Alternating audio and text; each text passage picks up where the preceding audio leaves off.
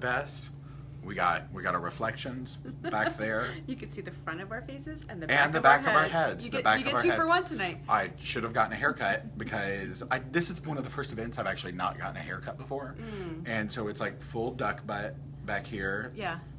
That's what they used to call me at You Bye Bye can't Baby. see it though. You really can't. No, see it. but back when I worked at Bye Bye, when my hair would get long, the girls would be like, "What's up with your duck butt?" And I'd be like, "What are you talking about?" Nice. And then I realized it's because my hair gets very long on the back of my neck. Yeah. It grows very fast, and so it curls up like a duck butt. You're welcome. Hi everyone. Hi.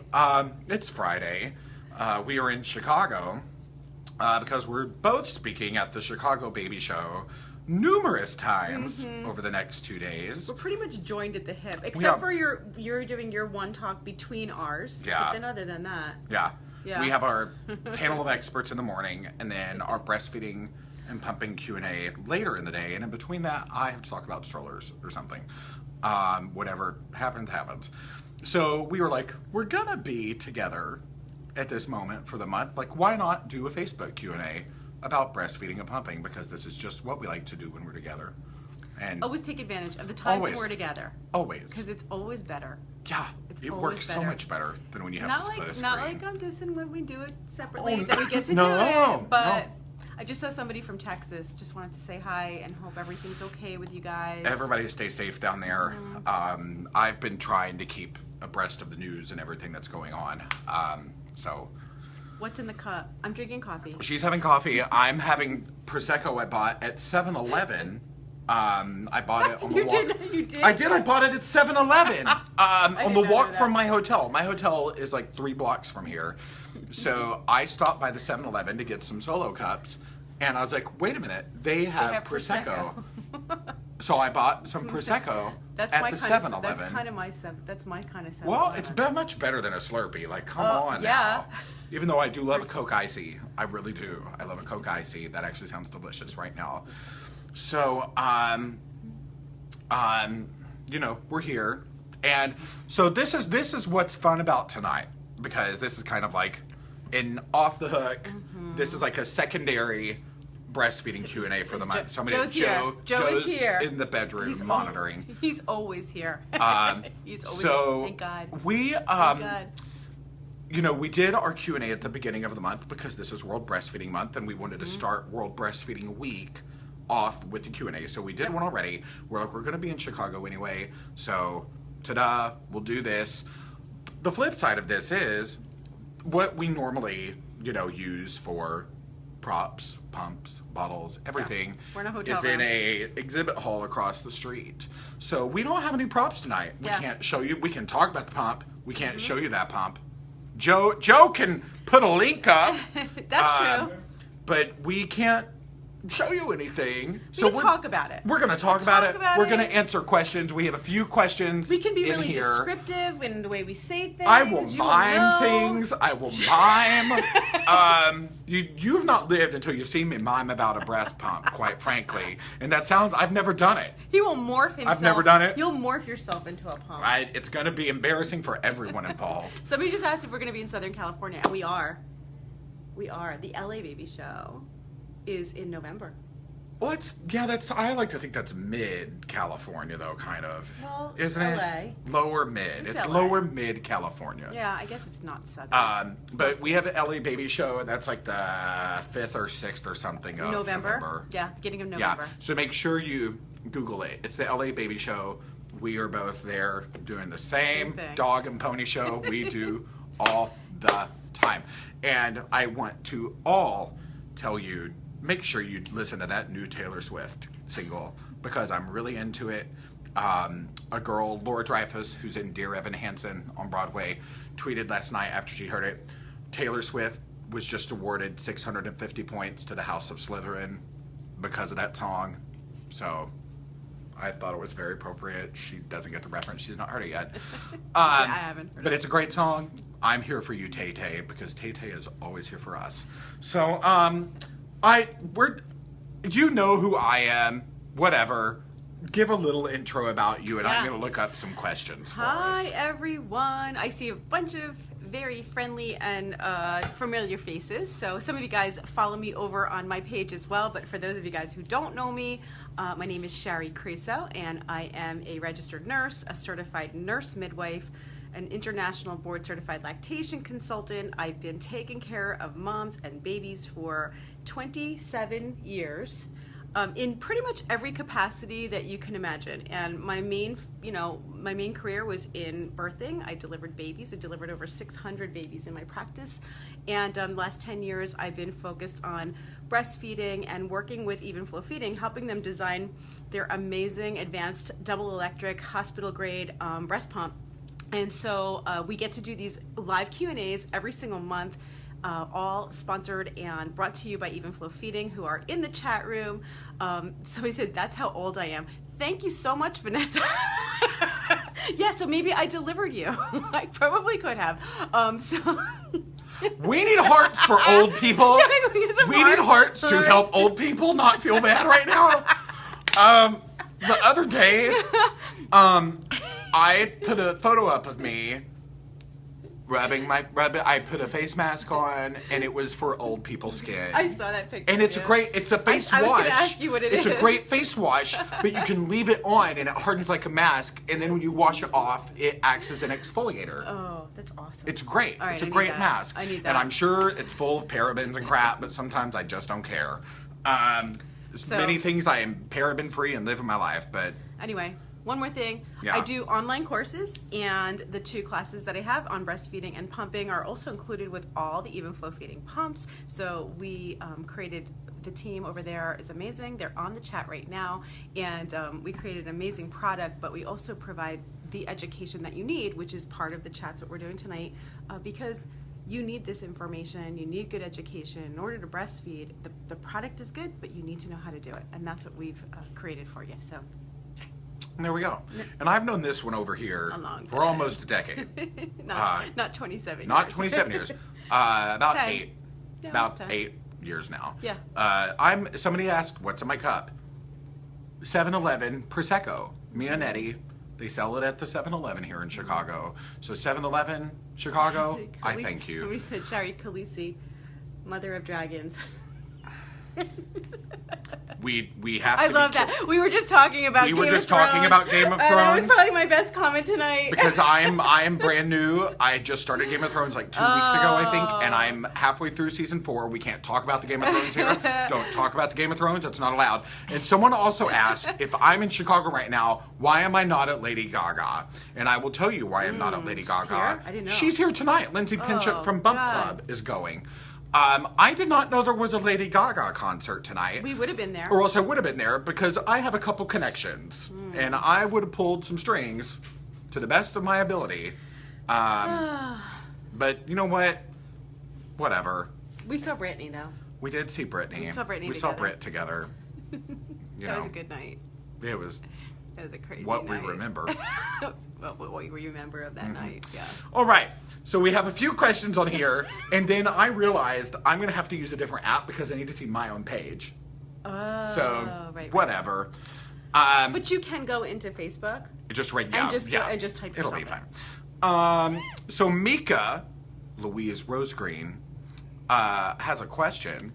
I am currently breastfeeding 4-month-old twins. Congratulations. Congrats. They were born at 31 weeks, so I give them 3 bottles a day with breast milk and preemie formula to help growth. I have noticed I am not getting as much milk as I had been when pumping. I have to really crank up the speed to get the milk going, which I think is causing my sore nipples. For the most part, I am pumping at the same times daily. Any ideas as to what could be going on? I have gone from getting 6 to 8 ounces down to 3 to 4. They are starting to have longer stretches between feeding, 3 to 4 hours during the day and 5 to 7 hours at night. In parentheses, amazing, I know. It seems like my babes are getting enough when nursing. Okay, great question. There's a lot of stuff in here. Loaded question. There's a lot of stuff going on. Okay, so take a breath. Everybody, ready? Okay, so here's the thing. Your pump most likely will not get out what your baby is drinking. And when you're nursing twins, it's really important that if you start exclusively pumping and you're getting the pump, using the pump, that you're using your pump to its maximum effectiveness. What I mean by that is a couple things. Make sure that your flanges are fitting properly, because what happens is you start off with this really great milk supply and then you start pumping, and as you continue to pump, the supply starts to dwindle because the pump's not extracting all the milk out. Breast milk is made through a process of supply and demand. And so when you're not demanding enough, meaning the pump's not taking out, your body starts to react in a really normal way. It's doing what it's supposed to do, it's making less. And so over time, you'll start to decrease. A couple things that can make that happen. One, if your flanges are not fitting properly, they're either too small or too big, you're gonna get less milk out. And it's also gonna be painful. So make sure your flanges, a lot of people don't know that a pump comes with different flange sizes. That some pumps. Well, meaning that they come in different sizes. Most pumps only come with one size included, and for a lot of moms who've never pumped before, they just think that's everybody uses the same size. Some pumps only make one size. And some pumps, those are even worse. They only make one size, and if you don't fit, it's not going to work. That's one of the things with the even flow feeding pump that we're talking about tonight that we don't have, but we're going to pretend. You're going to mime right now, okay? So the even flow feeding pump actually comes three sizes, okay? And that means that you get to try them out. And that's really important because you can't measure your nipple to be able to figure out which size you need. Most of the time you have to try them to figure out which one. And sometimes you'll need a different size on either side, or as time progresses you may need to change sizes. So that could be the first thing. The other thing is that if you're using your pump frequently, and if you're nursing or pumping for twins, your parts need to be replaced frequently. They start to wear out, like the membrane, and that little membrane, that little piece, that little flap can wear out over time. So if you're using your pump a lot and you're starting to lose suction and you feel like you have to keep turning it up, that's not going to make a difference. You need to replace those parts. Last thing, I heard her say that she's increasing the speed all the way to try to get more milk out. You need to know how to use a pump, okay? And so I'm going to see if Joe can actually post the link up here. If you go, did you tag me in this? I didn't tag you in this yet. We're trying a new tagging method on Facebook. I'm going to tag her when we're done. So after we're done, Jamie's going to tag me, and then you can go over to my Facebook wall, and it's actually the post that is... it's at the very top. It's posted to the top because people are always asking me about this video. It's my 3-stage pumping method, and basically what I'm teaching you is how to use a breast pump. It's not as simple as just turning it on. You don't just turn it on and crank it up. No, cranking it up can actually make you produce less. It can actually inhibit the letdowns. And so when you know how to use your pump and you're using it properly, you can stimulate multiple letdowns of milk, and that's what I'm talking about in the video. So for her, I would say, and lastly, going long stretches during the night when you're trying to make enough for twins, although you're like, yeah, that's great, you may want to... That can be detrimental. Yeah, it can actually decrease your supply because your prolactin level is highest at night, and when you start sleeping through the night and you're not expressing milk, you can actually decrease your supply for the whole rest of the day.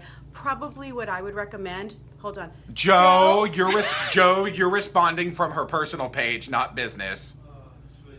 Okay. We got this taken care of now. Both sides. We got it under control. So you are. I don't even know what I'm saying. It's about the speed and suction. How she's just like cranking up, sleeping through the night. Sleeping through the night. Yeah.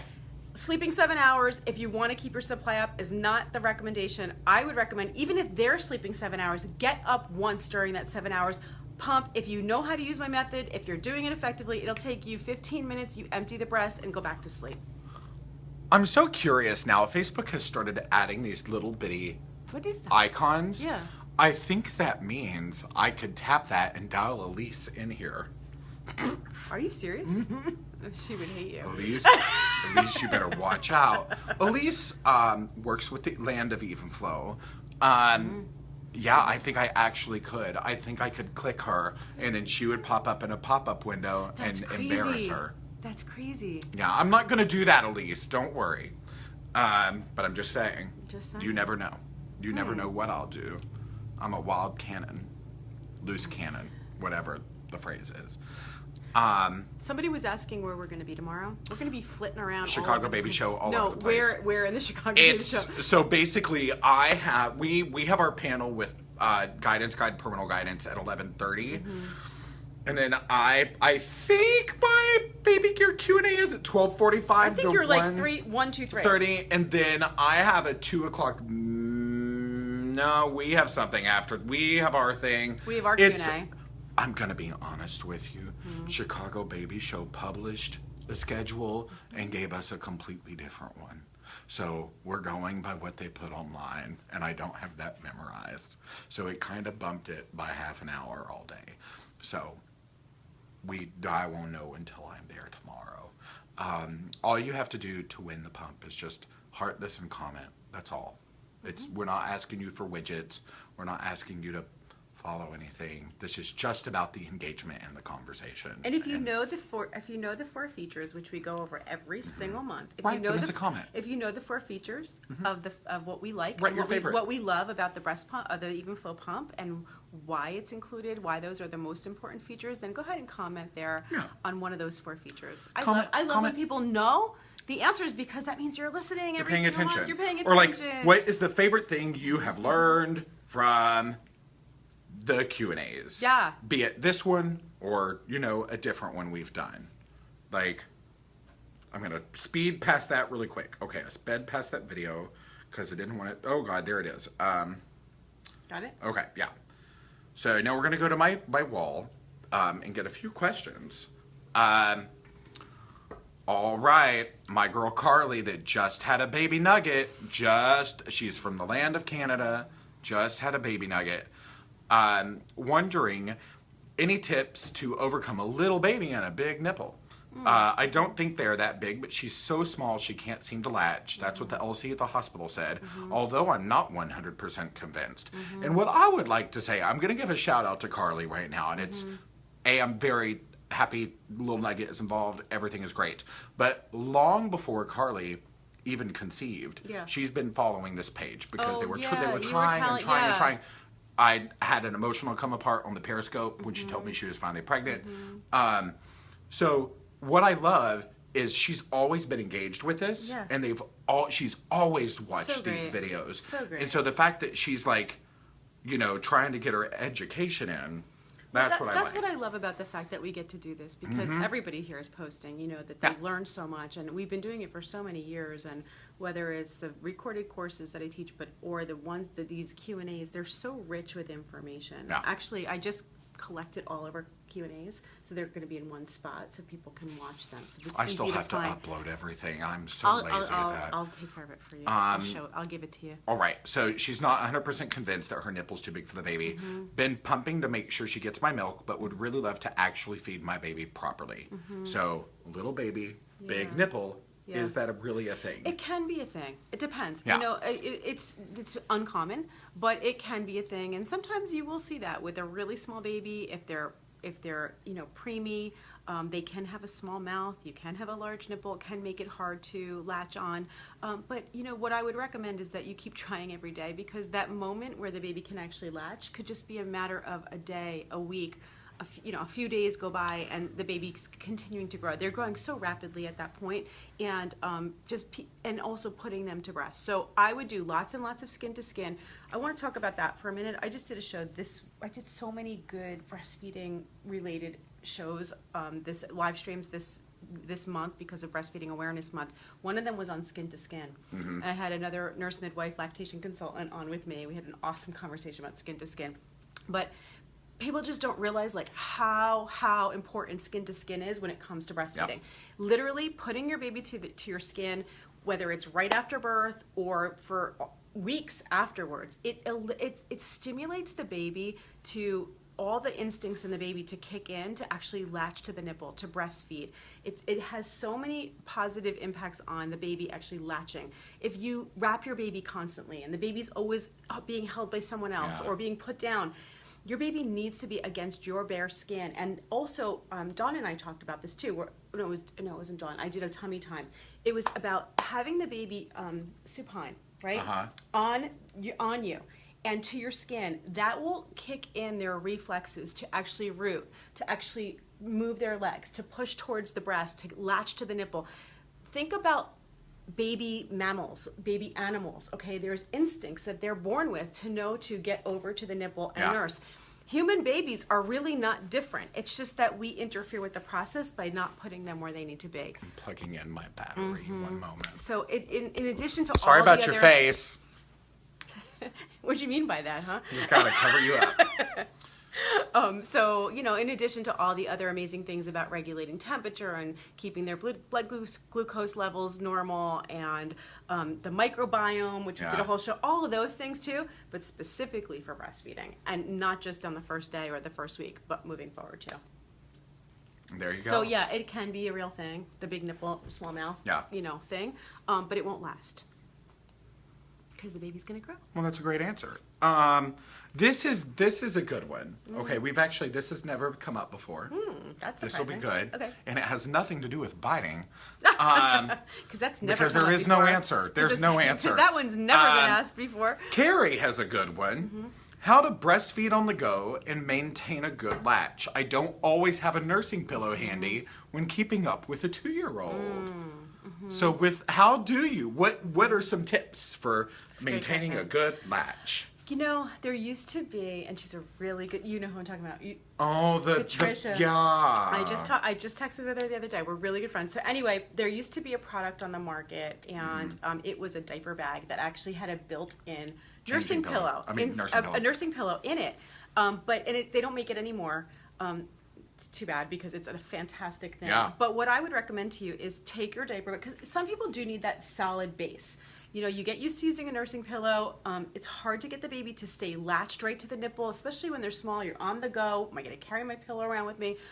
What I would say is get a nice solid square diaper bag that you're able to lay a blanket on and put that on your lap and use that on the go. And think about using that type of a bag while you're out. You probably have better recommendations on which bag these days that would work with. But some kind of a solid bag where you can use it as a something with structure, like a backpack would be really good. Something with structure, but use messenger bags sometimes can be a little too thin, but like a good backpack or like a thicker messenger bag style. Totally. Like it works. And I used to do that. So like before she made those bags, and you know, like that was what I used to use my bag. I'd put it, because I needed that solid base in the beginning. They were those baby hobo bags, right? They were amazing. But you can make one. You can just use your bag. You can take a little pillow, stick it inside there, or you could just put a blanket over it, lay the baby on there, lift up to the breast. Yeah. There you go. And you know, you will get better too. Like, you won't always need that pillow. Sometimes in the beginning. That's it, Christy. Shari, because of you, I persisted, and my 32-week preemie is now almost 5 months, 3 corrected, is finally latching and breastfeeding. Thank you so much. Oh, thank you. I'm so happy, Christy. Awesome. Good job, Mama. Yeah. I love that. I love that. We like the feedback. We love it. I get the most beautiful letters from everybody, and it's just, you know, it makes all of it like real, and understand why we're doing what we're doing, because we're reaching people all over the world. I'm getting people from all over the world, literally Japan, Kenya, like moms. And you know what the best part is, Jamie? Especially in like today's climate, where like everything feels so like agitated in the world, and there's so much going on. To come onto my page and see people from like 2 different parts of the world just supporting each other on breastfeeding, and you're like, okay, this is like the one thing that we all have in common. This is the one thing that unites all of us, no matter what. And I just hit the wrong button on here, and I almost posted a photo of my face looking horrible on her Facebook. Alyssa, this was posted a minute ago. I am a stomach sleeper, and I desperately miss sleeping on my stomach. Will doing so affect my supply at all? Also, how long does it take for what you ate/drink to affect your breast milk? Every so often I find my daughter upset by gas, but I just can't seem to pinpoint it. Oh, okay, good. Remind me of the second question, because I'll forget it before we answer it. So let's start with the first question, which is stomach sleep. Will stomach sleeping affect your supply? Okay, so what will happen with stomach sleeping for most people, usually when you're breastfeeding, you're not able to do it, but not because of a supply issue. It's because that pressure on the breast can cause plugged ducts. So even side sleeping, if you have an issue with plugged ducts and you're noticing that you keep getting plugs on the sides, notice which side you sleep on, because that pressure of sleeping on that side can create that plug. So would it be best if you're a side sleeper to like rotate as much as you can? It's better to rotate. It's best to even kind of put a pillow behind your other hip and lean back a little bit, so you're not completely on your side. You're so kind you of need like a good body pillow like kind of a thing, body pillow, maybe. even just a pillow behind you, so that you can kind of roll onto it a little, so you're not completely on your side. Laying on your stomach, look, try it. If you feel comfortable, you know, your breasts get fullest in the night. So during the night is when you feel full. It's really hard to sleep on. I wouldn't have been able to sleep on my stomach when I was nursing. But if you feel like you can do it, fine. Just notice that if you're getting plugged ducts, that's probably the reason. All right. What was the second question? How long does it take for what you ate or drink to affect your breast milk? Pretty quickly. So one of the things that I always talk about, the number one food that if your baby's gassy, if your baby's reacting and you think it's something that you're eating, most likely it's dairy. You know, people start cutting out the craziest things, like no spicy food. You right? I have horrible eye bags. Okay. That's it. Continue. It's usually I don't know how I do this. I'll let you talk for a minute. It's usually dairy that is the problem, and you're cutting out everything else but the thing you need to cut out, which is the milk, the cheese, all the other things that have dairy in it. And dairy, it's quick. Like, it goes into the milk pretty quick. Like, within like the next feeding, or within 3 hours or so, you're gonna notice it in your baby by the next feeding. Usually you'll eat something, and then that night your baby will be, you know, screaming if they're actually reacting to the dairy.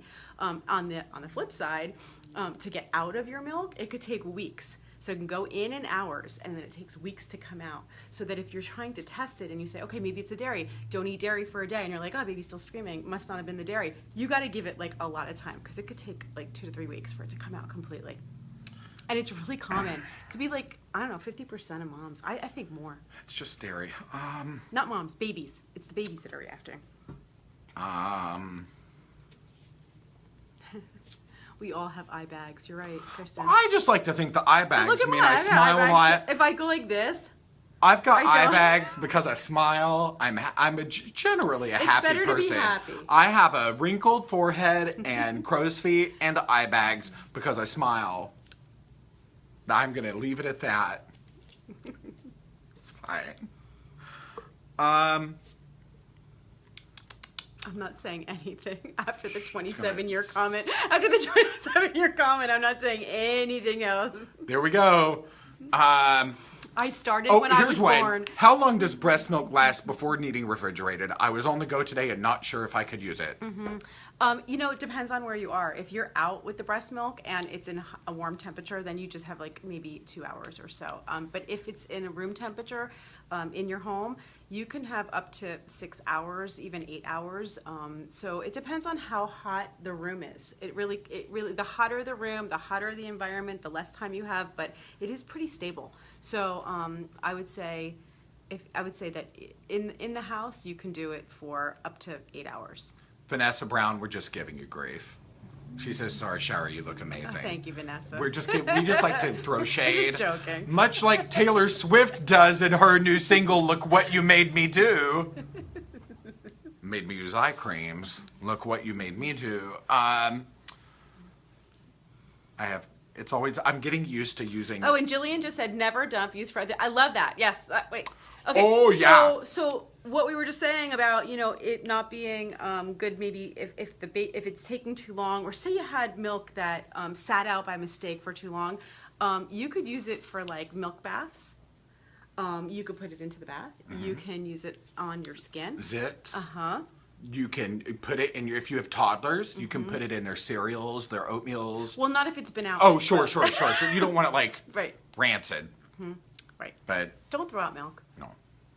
No. So now we just have to look for questions on here. Can you turn the air on? It was cheap. Hot. It just went on and it was hotel loud. Put this. Oh, it's too loud. Okay. Hotel loud. I'll just glisten. Hotel here. loud. I'm sweating. On or off? For a moment. I'm not used to your phone, so I'm gonna try on here to go in. I would never have guessed you've been in the field for 27 years. Look at that. Thank you. There we go. They're making me feel Vanessa, you're good tonight. You're good. I started when I was 5 weeks to go. What can I do to prepare my body for him? Last time something. Go down, scroll down. But it's tricky on here because it goes crazy sometimes. Last time my milk didn't come in great. How old's the baby?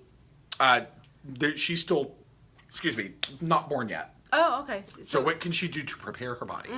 Okay.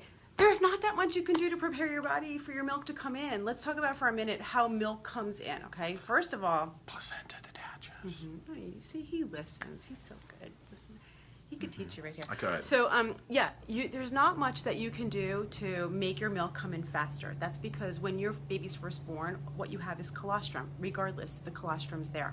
What causes the full milk to actually start coming in several days later is that the placenta detaches. When you deliver, you have the baby, then the placenta delivers. Hormonal shift. There's a hormone shift. Progesterone goes down because your placenta's like an organ. It's an organ that you grow. I mean, it's an organ that you grow. It produces hormones. Carly Henry is here. She just logged on. I don't think she's been here the whole time. So hi, Carly. Yep. And so that organ births, it delivers, whether you have vaginal delivery or you have a C-section, it's coming out. And that immediate release, when you take that placenta out, you have a drastic shift in your hormones. It drastically drops the progesterone. When that happens, it allows prolactin to increase, and then several days later, you get your milk, okay? So it's really hard to change that, but what you can do, here's what can interfere with it, so that if you know what interferes, you can start to prevent that from happening. Your placenta is going to do what it does, but those first few days, even though your baby is only getting colostrum in its small amounts, you want to put the baby to breast frequently. What I recommend is very frequent feedings for short periods of time, like little short feedings, but frequent.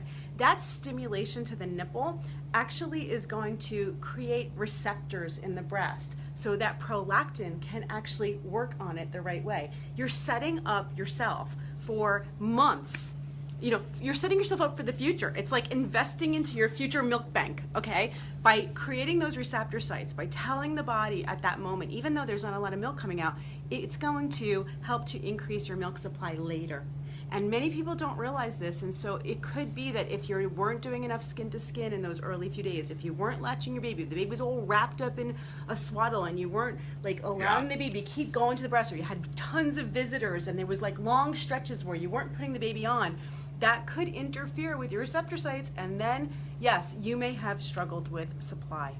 So there are times when my brain completely fries when I do this.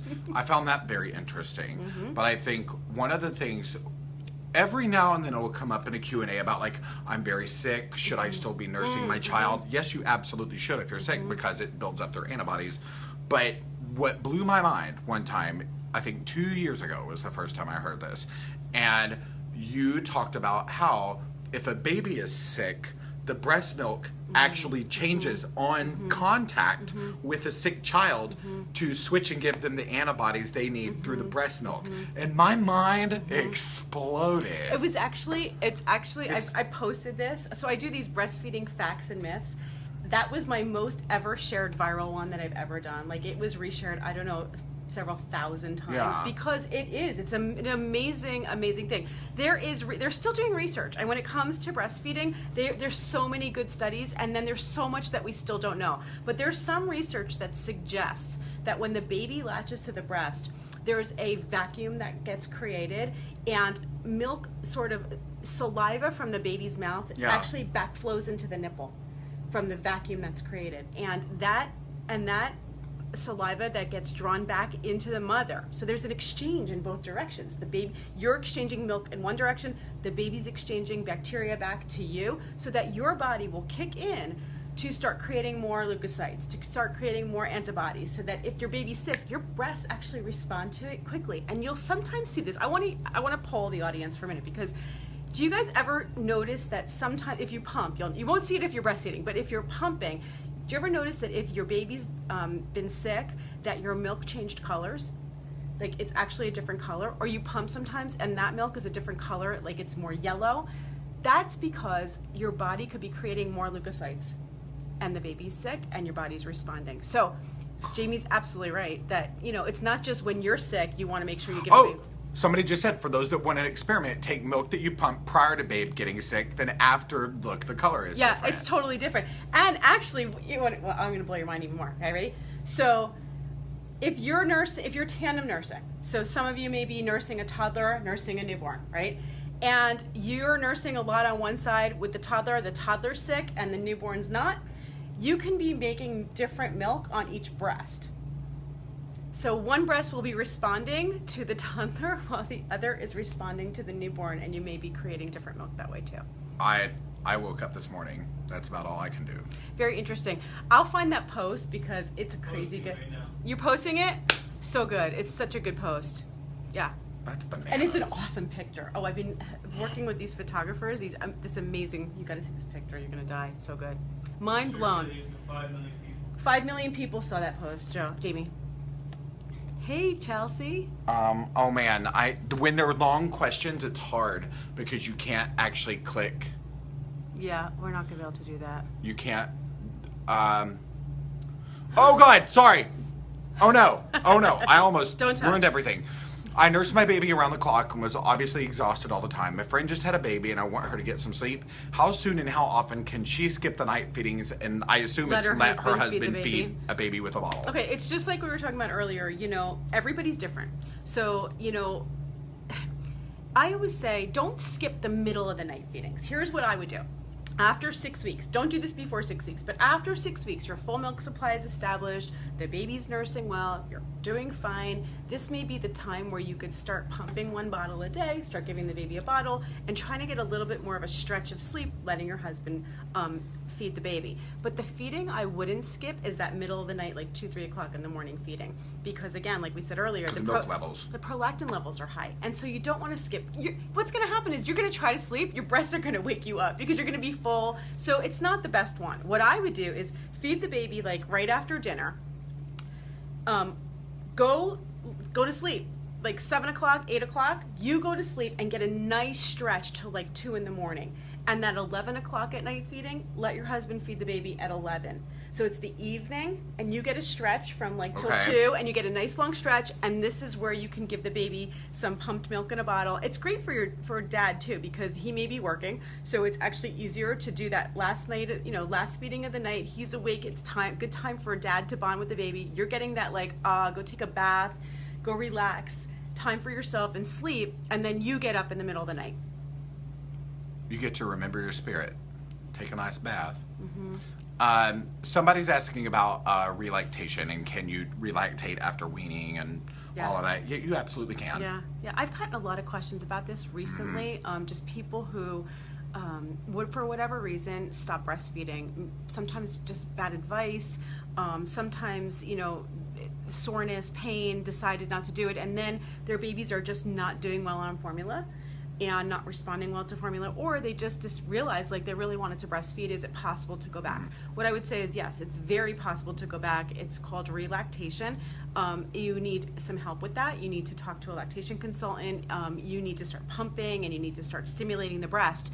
The longer you wait from when you were, like the longer you wait to do this, the harder it's gonna be. So the sooner that you realize like I'd like to do this again, if you can express milk, you know, by hand expression, you can still get milk out, very good chance you will start to be able to stimulate that milk.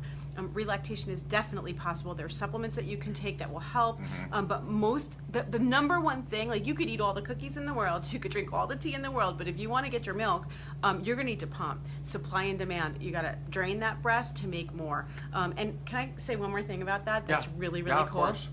This is gonna be one of my next breastfeeding facts. Adoptive moms can breastfeed. Absolutely. I've worked with a lot of adoptive parents who have induced lactation. Yeah, so there's like relactation and then induced lactation, okay?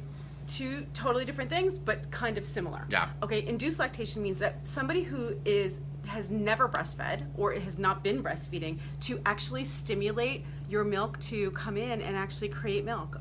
You may need to take some medication for that. You may need to take herbs for that. You're definitely going to need to pump, and you want to start long ahead of time. So if you're an adoptive mom and you want to breast and you're thinking, well, that's just not possible, I'm adopting, it is possible.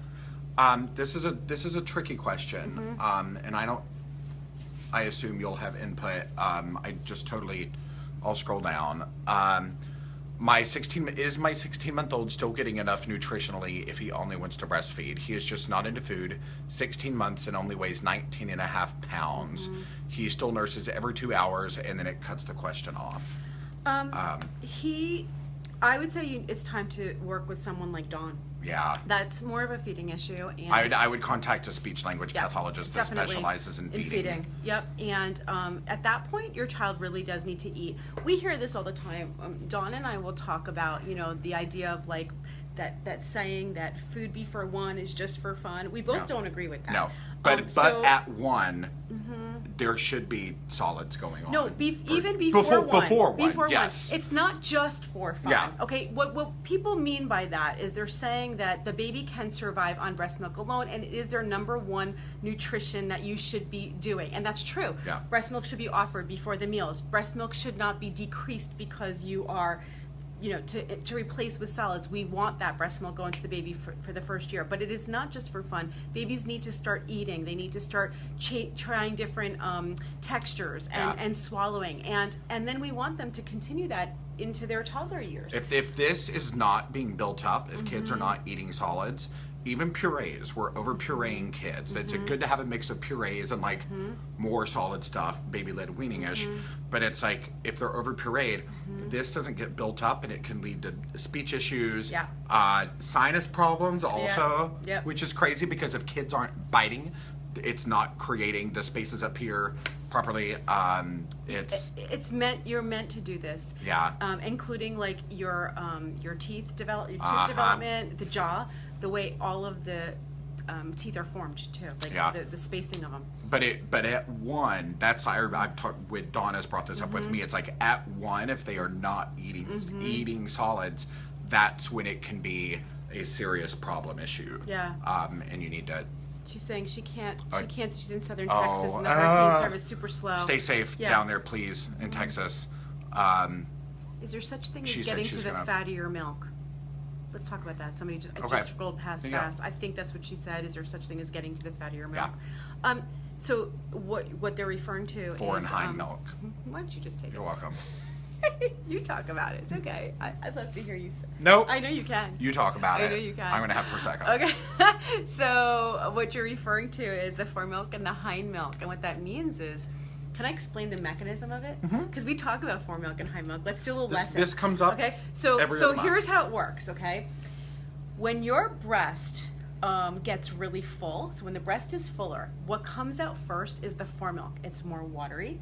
It's lower in fat, lower in calorie. It hydrates the baby. What's behind that, as you start to empty the breast, the milk that's further back, which we call the hind milk, is higher in fat, higher in calories, more like the cream. What happens is fat particles are releasing into the milk. When there's a lot of water, you're not getting that fat coming off the milk duct inside. And so as the milk starts to release and you have more milk, the milk starts to get fattier towards the end of it. If you if you're nursing frequently, so the breast doesn't have time to actually fill often, which is fine if you're nursing a lot, that means that all the milk is going to be fatty. That means it's all hind milk. So when you think of like, oh, how did I give my baby the hind milk? Is there enough fat there? You don't really need to think about it unless you're having weight issues with the baby, unless you're having an oversupply issue, you're super engorged, you're switching sides too soon. If your baby's gaining weight properly, I wouldn't even think about it. The only other thing that can cause a problem with too much foremilk is the breast milk has 10 times the amount of lactose in it than cow's milk. It's just really high in lactose. Lactose is milk sugar, and human milk is really, really sweet. For any of you guys who haven't tasted it, go ahead and taste it. It's really sweet. That's because sugar is what feeds our brain. The glucose, and not the lactose in the milk feeds the brain, and human babies have big brains that need to be fed. And so when you're giving the baby a lot of that lactose, which is in breast milk, without the fat, meaning lots of foremilk, lots of watery skim milk with lots of lactose, they sometimes have a hard time digesting the lactose, and that can cause green stool, it can cause gassiness, fussiness, discomfort, and so that can be what's causing it. Fair enough. I'm just looking for more questions. Looking forward to trying Shari's pumping trick with baby number 4. It works. Anybody use that method? Use the 3-stage pumping method that I've described? It really works. It's kind of amazing. And when I designed it and when I thought of like, we need to teach people how to use the pump is, you know, you look at what a baby does. This is what your baby actually does. Pay attention. When your baby first starts latching and they first start the feeding, they're going to nurse really quickly and gently. This is going to stimulate your nipple, which then sends a signal to your brain to release oxytocin. That's the hormone that causes your milk to let down. Once the milk lets down, the baby slows down, the baby starts to suck longer and harder, and you can hear them swallowing, right? But what happens is after a few minutes of that, they're nursing, they're sucking slowly, and they're drinking, and you can hear it. All of a sudden, they start to suck faster again, but they never release the suction. They never go back to that light sucking. They're still sucking hard, but they're just going faster. What they're doing is they're stimulating that letdown again. Multiple letdowns. And so your baby instinctually knows how to create this. They know how to get milk from the breast. They just know what to do. If you follow what your baby's doing and try to mimic that with your pump as best as you can, good flange sizing, individual speed, and suction controls. You need that in order to control it yourself. When you know how to do that, you're going to get much more milk. See, you taught me the 3-stage pumping method. There you go. I can't keep listening or my milk is going to let down. Somebody had a question. I'm going to try to remember this because it just scrolled past and it's up there.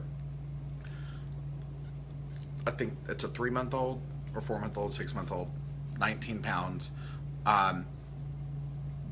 Hard to hold a heavy baby. Doesn't really fit on a pillow well though. What is a good position for holding a heavy baby? 2 positions that I love. Somebody suggested side lying. And she said something, hold on, she did have a response. Side lying does work, but not practical for all day. Okay. Laid back nursing. Have you heard of that before? Yeah, of course I have. So you're kind of sitting back like this, and you're laying the baby on top of you. And we talked about it earlier. Having that baby in a supine position actually stimulates all the instincts to latch better. Sometimes I'll have even newborns that, you know, just will not latch in any position. When I lay them on back and I have them lay the baby on top, baby latches. So a heavy baby, this is great for a heavy baby because you're not bearing the weight of the baby. Plus you're going to be able to get a better position or latch to the breast because gravity is going to be pulling them in rather than you trying to hold them in, right? So that's one thing. If you have a big oversupply and the baby's gagging and choking on the milk because you're 3 months and 19 pounds. So big baby. If you have an oversupply, laid back nursing is great too. Somebody just had a question, and I can tell you the answer to this. Is it possible to nurse with a lip and tongue tie? It is, but it could be hella painful. So it could be painful, and here's another part of it. It could not be painful. It could not be painful. You could think that's fine. Someone said, "Oh yeah, that's your tongue tied," but if you're not having any pain, don't worry about it. You absolutely have to worry about it because if you have a baby that has a lip or tongue tie, your milk supply might be fine in the beginning. You may not be feeling pain. The milk is pouring, but what you're doing is you are starting to decrease supply, and it can catch up with you several months later where now you don't have enough milk.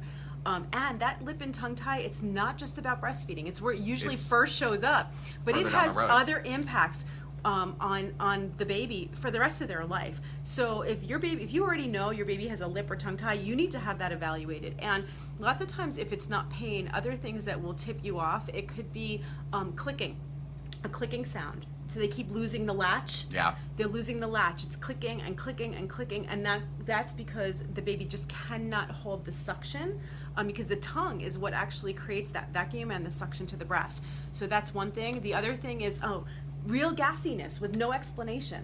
Like baby's super gassy, super fussy, could be what we call aerophagia, which is the baby swallowing lots of air.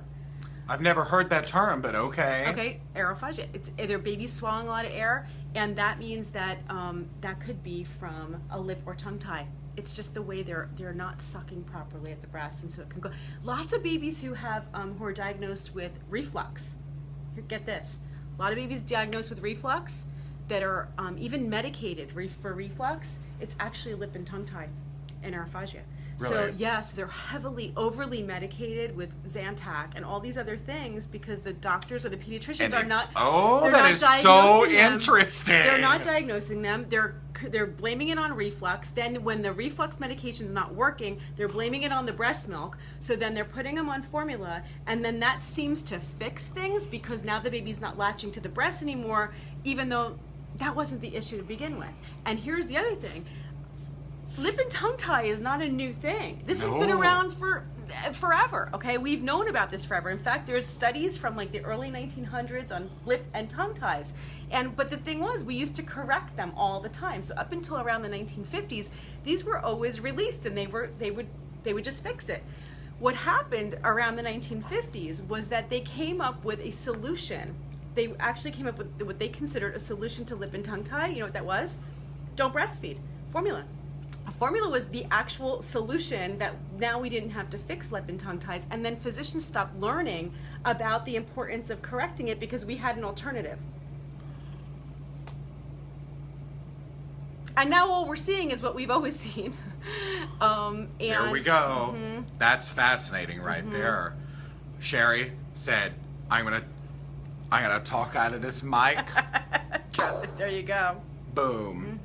Yep. That's interesting. Yeah, that was the solution, the big fix, and why we didn't need to teach about how to like correct it or diagnose it properly. And that's why you'll see that they're not diagnosing it. They're not diagnosing it, and sometimes you'll even get diagnosed, and the physician you go to, whoever's fixing it, does not release enough. So then it's like, oh, it wasn't that, or it's something else, and it's just that it's not being released enough. You need to go to someone good. Yeah. That's super interesting. It's just like so many doctors now like are not trained in like breech births and everything. Totally. And, like, I'm going to be doing a whole panel. So I have one of Scott Siegel did tongue tie with me a couple of months ago. Was that 2 months ago or something? More. I think it was like Holy June. crap. Anyway, I'm going to do a panel, I think in September. We're trying to put it together for September, but all about tongue and lip ties from Scott Siegel, who's like MD, you know, dentist, oral surgeon, top guy in the field, and then also a whole bunch of other experts who are also do all kinds of related work when it comes to tongue and lip ties, because it's not just about releasing it. They need other body work to go along with it as well. So we're going to be doing a whole panel coming up. Can you have a lip tie on your upper lip? You absolutely can. Yeah. Yeah. And most people who have a tongue tie also have a lip tie as well. Yeah. And almost always, if you have a lip tie, you have a tongue tie. And is it genetic? Yes. Yeah. This is so interesting. Yeah, it really is interesting. We've got about 10 more minutes. So just so all of you know, again, we are giving away an Even Flow breast pump. This is sponsored by Even Flow. I love them. She loves them. It's why we work with them. Yeah, We love each other. It's why we work with each other. And we do shenanigans like this on a Friday night because why not? So if anybody has a couple last minute questions, I will try to read them on the screen, and we will answer them for you. And then all of you who are here in Chicago and coming to Chicago Baby Show, please come say hi. You don't have to be nervous to say hi to us. We are human beings, so I want you to come say hi to me. come say hi. I love it. How can you help a 5-month-old take a bottle? My daughter won't take one. That's hard. You know, when I teach my breastfeeding class, my Simply Breastfeeding class, I talk about, one of the whole chapters is dedicated to introducing your baby early to a bottle. I'm a lactation consultant that believes that babies can do both, that they can breastfeed and they can also bottle feed. And, you know, for most moms, we want to be able to teach our babies how to take a bottle because we we're live going in a back to country work. where moms have to go back to work. I mean, we need to be realistic. And what I don't want to do is ever set anyone up where they're struggling to get to the bottle if they need to pump milk and give the baby a bottle. So once your baby's 5 months old, it can be really hard to do. You could try different bottles. You can have someone else try to feed the baby. You can also just wait and start using a cup. At 5 months old, they can really drink from a cup. So if your baby really, really refuses to drink from the bottle, try a cup instead. They'll usually take that over the, the bottle at that point. But if you're just having your baby or you're pregnant right now and you're thinking about like, when do I introduce my baby to a bottle, you'll hear things that say wait 4 to 6 weeks. For me, that's too long. I would say 50% of babies will reject the bottle at that point if you wait that long. Somebody asked, does palate size affect nursing? It can, the arch of the palate, the way the palate is formed can make it difficult for the baby to latch. Remember that there's all the structures of the mouth are creating that perfect seal onto the breast. And it's the way the tongue moves, it's the way the arch is formed, it's the way, all of it is going to make a difference on how you breastfeed. Let's do a little exercise here. It's what I had to do all the time in like voice classes, is just so you understand hard palate versus soft palate. Take your tongue to the top of your mouth and go straight back. You will feel where it goes hard and where it goes soft. Far enough back, sometimes you want to gag a little bit, but you go hard, soft, and you will feel about halfway back, that's where it goes to soft. So that ties into latch and breastfeeding, because if baby doesn't get a good latch, that nipple is going to be rubbing up against that hard palate and it hurts. You don't want that. You want it far back there. You don't want it hard palate, hard. I'm just going to do this because that's awkward. But you don't want it hard palate, hard palate. And the best way to do that is to hold the baby as close to the breast as possible, because to get that nipple all the way back, like Jamie's describing, which is a good example. I try my... Very good. Sometimes things come to me and I'm like... So I do this with you. Sometimes the acting background comes in handy, damn it. It was awesome. It was a great demonstration. Proud of that one. That was without props. He did the props tonight, you know, like you kind of, so yeah, I mean, you holding your... Like you have to remember, your baby has to get that far back there. It's really but also, far. it also solidifies, it's not, the proportions are a little different when they're younger, but you know, you got to get it back there. Yeah. Hold your baby close. You know what I teach in my class is hold the baby close to the breast and angle the head slightly up like this. So when the baby comes to the breast, they're coming like this. They're leading with their bottom jaw. And you know, this whole idea that the baby has to take all of the areola into their mouth, the colored part of your breast around the nipple, that's the areola.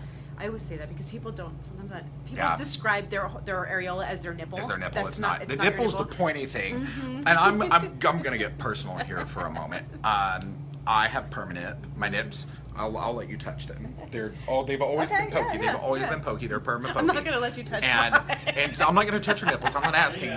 But what I need you to know is, you know the restaurant Ruby Tuesday? So you know how they have that salad bar? Yeah. Okay. Well, where are you going with that? Trust me, it's going somewhere. Okay. A guy I did chorus line with years ago, Steven, and he's actually about to go out on the Love Never Dies tour. If any of you go see that, it's the sequel to the Phantom of the Opera. If you go, have a drink. But we'd be in the dressing room getting ready, and my nickname is Nana, so he'd be like, Nana, what is up with your nipples? They're like the ham bits at the Ruby Tuesday salad bar. So he called me Nana Ham Bits. I'm gonna pee. The entire run of that show, he called me Nana.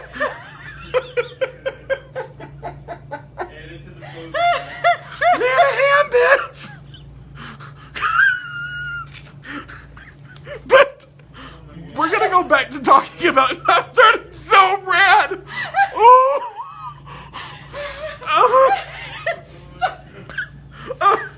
Sherry's like leaning against the wall trying not to pee right now. So I want to talk to you a little bit while she's leaving the room.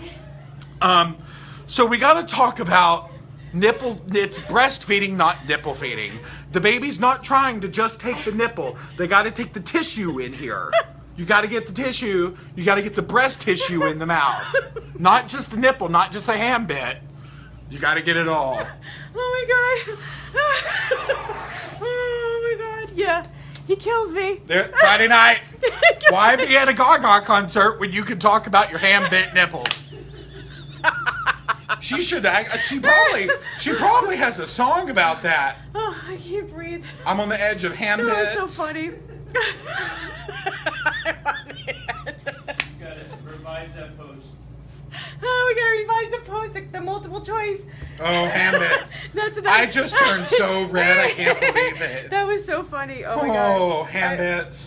Yeah, I almost peed just Oh, now. man. I didn't pee, but I almost peed. Government Hambits. Ah, that was really funny. You can put Hambits into so many Lady Gaga titles, and they actually still work. The hell were we even talking about? We were the edge of Hambits. Actually, I'm on the edge of nursing, and I'm hanging on a Hambit with you, like whatever. That's. There you go. There you go.